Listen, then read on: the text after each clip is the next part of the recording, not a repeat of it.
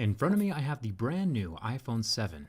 Whether you are Team Android or Team iPhone, anyone can appreciate a well-built phone. And that's what we're here to find out. Can this matte black iPhone 7 survive my durability tests? I've tested over 38 phones so far, including the previous iPhones. So let's see how this newcomer does.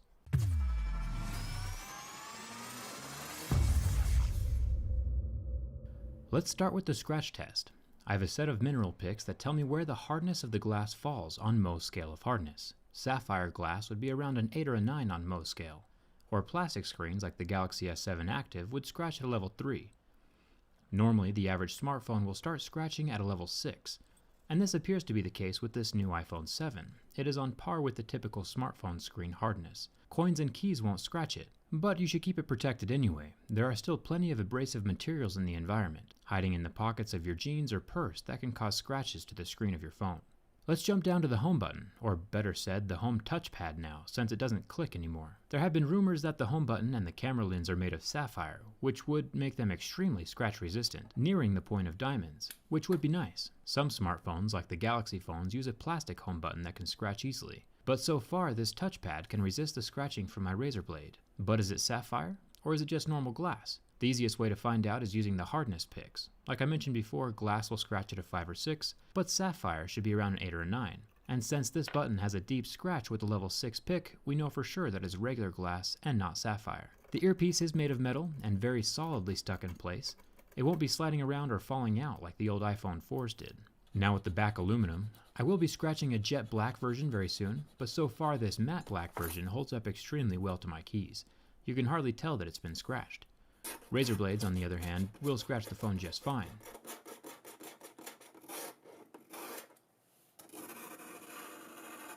And this is why I always keep my razor blades in a separate purse. You should too, unless you want one of these $800 aluminum curly cues. Now for the camera lens. This glass piece is protecting the new 12 megapixel camera inside of the phone, and it is definitely scratch resistant, which is awesome. My razor blade does nothing to it. But is it sapphire? It still scratches deeply at a level 6, so it doesn't look like anything on this phone is sapphire. Sapphire does have its pros and cons, but I'll save that for another video. Next to the camera lens, we have what Apple is calling the Quad LED True Tone Flash.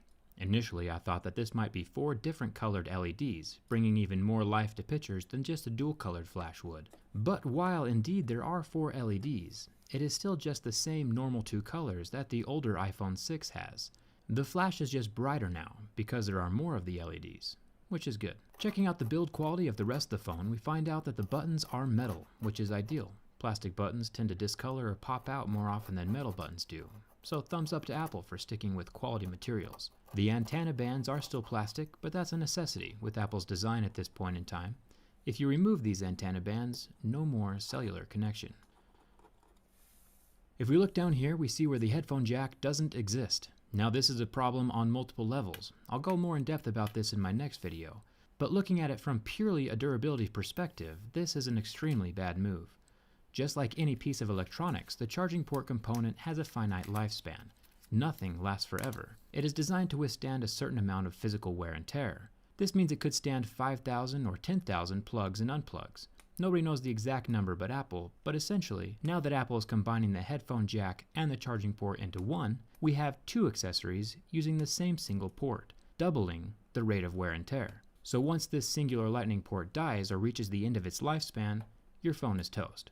There's no backup wireless charging either. So if you are a person who's ever had their charging port stop working on a previous phone, you can sit back and watch your iPhone 7 port die in half the time, unless you fork over the dough for some wireless headphones, which is what Apple wants you to do anyway. I plan on making a video more in depth about the headphone jack in a few days. It'll be revealing, so subscribe and turn on your notifications for that. What do you think? Is it good that Apple killed the headphone jack? Let me know down in the comments. The LCD of the iPhone 7 lasted almost 10 seconds under direct contact with flame before the pixels got hot and turned off, going completely black. It is interesting to see what screens recover and which ones don't. Samsung AMOLED screens currently turn white and do not recover from flame. The iPhone, however, completely recovered and functions as normal. It is cool to the touch within seconds. Now the bend test. The iPhone 6 had a nifty little trick that would permanently match the phone to the curve of your body if you ever sat on it. The iPhone 7 does not appear to be as flexible. It is interesting to watch the waterproofing adhesive between the frame of the phone and the screen. You can watch it tear as I heavily flex the phone. So while this phone will not suffer from bin gate or catastrophic failure, I would still not sit on it, just to keep that water resistance intact. Once that adhesive is torn, it will not be as resistant as it once was. Overall, Apple has made another solid phone. I appreciate the build quality. I still have plenty more to say about that headphone jack, but that'll come in another video. All of my behind-the-scenes stuff can be found on Instagram and Twitter, and there's a very good chance I'll start an iPhone 7 giveaway on my Twitter in the next week or so. So follow me there if you're interested in that kind of thing. And if you aren't subscribed yet but love technology, hit that subscribe button. I review tech from the inside. Thanks for watching. Hope to see you around.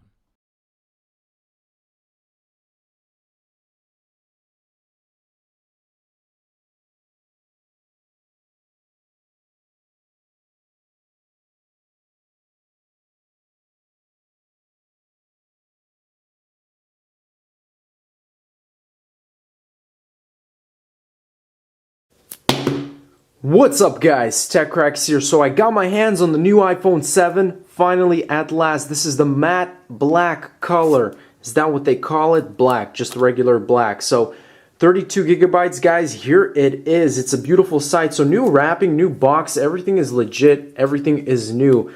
So let's see how this goes right now. I'm gonna go ahead and unwrap it, and very easy, so a lot more simpler to actually unwrap it than the other, but I kind of do like that other style where you gotta have to, rip it like that. I kind of like that more. But anyways guys, let's open it up. This is brand new, this is sick. So here it is, all the accessories, and I'm gonna go ahead and adjust that lighting. So check it out guys, right here, here it is. I'm gonna take it off, boot it up. And let's go ahead and check out just how that looks. Look at that back. This looks beautiful. Wow. Bigger camera. It's a smooth finish. It looks really, really beautiful, guys. So I'm going to go ahead and boot it up and give it that ultimate soothing, relaxing, hammer and knife treatment that everybody knows and loves. So first thing we're going to do, guys, is start with that knife. This is a very high quality knife right here, guys, with actually no tip, but we're gonna see what happens. So this is very simple. It's a black finish, so shouldn't do too much. I'm gonna go ahead and just stroke it a few times here,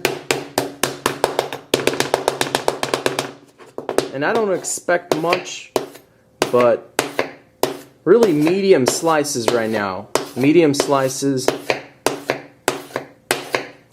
And I'm gonna show you guys a little bit here in depth. This is what medium slices do right here to the phone. So you're gonna see visible markings. Scratches are there forever, especially along that side where that impact is most susceptible.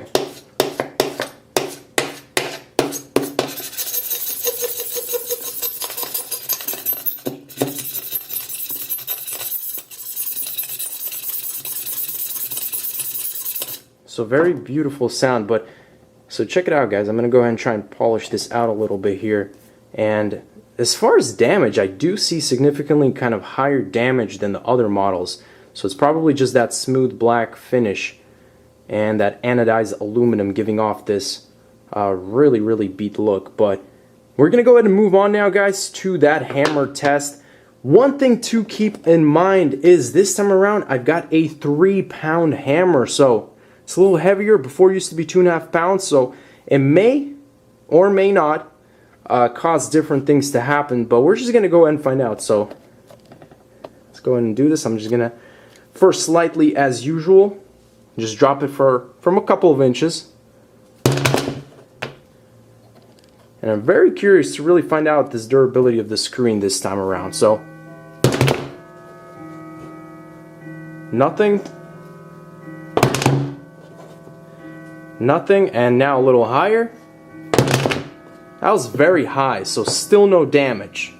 So now I'm going to go ahead and drop this from about 10 inches high, so this is a pretty good height. So let's do this in 3, 2, 1. Check it out, nothing. So not a single crack, not a single scratch. Okay guys, let's go right into it, the real good thing now. So I'm going to go ahead and get myself situated right here.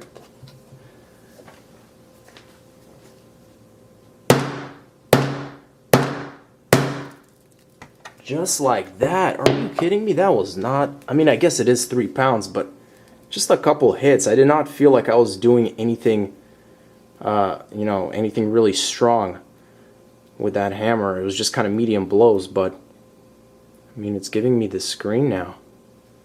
It's all glitched and cracked. I mean, it turns on. Is that a good sign? It's got this black spot over here.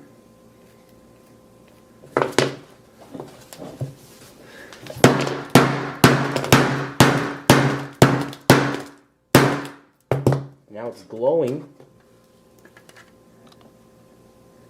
I mean, is it still working? It's really hot, but that's kind of interesting, so maybe I should pound it a little more.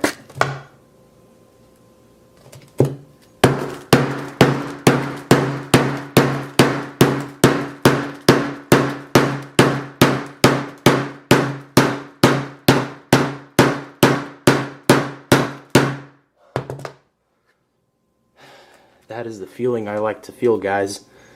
That is the sight I like to see. That is so beautiful. I cannot wait to put it on my dinner plate, guys. Check it out. Wow. Look at that size, the shape. Whew. This thing is beautiful, guys. That wraps it up. Thank you for watching. As always, stay tuned for more videos. And peace out.